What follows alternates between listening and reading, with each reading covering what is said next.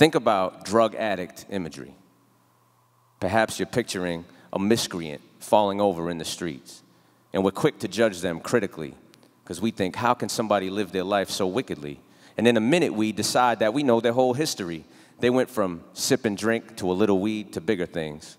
So we hop up on our high horse and pass judgment and look at them with looks of disdain and disbelief. One day you see your friend Tiffany, and she says, did you hear about Suzanne and Timothy? Well, yesterday they overdosed in a Jeep and drove right off the road, and they crashed and they hit a tree.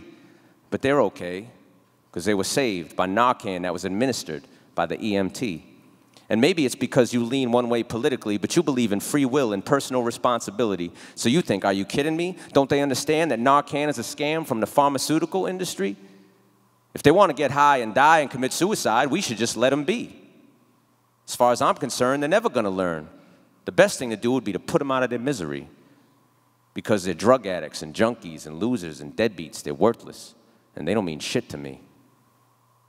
And then one day, you have an injury, and you go to the doctors for the remedy, and you see the prescription, and you think, perfect, because you're absolutely certain that addiction can never get to me.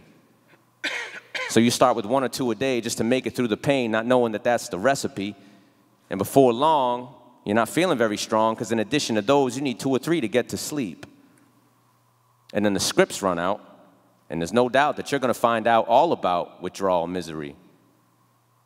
You can't handle the pain physically, and mentally you think, I need the drugs. This is killing me. But these are not the types of drugs that you can get for free. But then you find out that heroin is really cheap.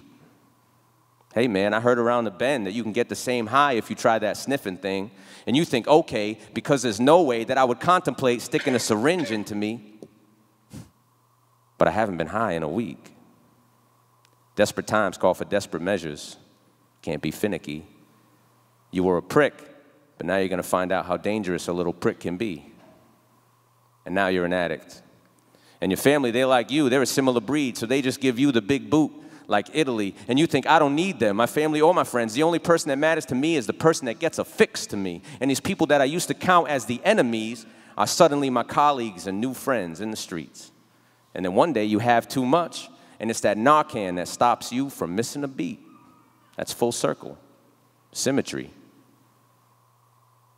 And this can happen realistically, because you see addiction is a disease. And it doesn't matter if you're rich or you're poor or a high school dropout or if you have 6 degrees. And everybody knows somebody. There's no 6 degrees of separation from untimely death or the penitentiary.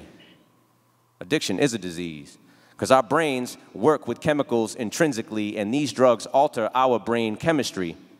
So if brains make choices hijacked by opioids, then tell me, are drug addicts really free?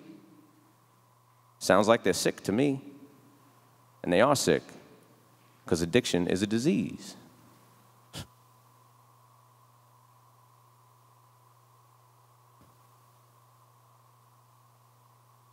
Thank you.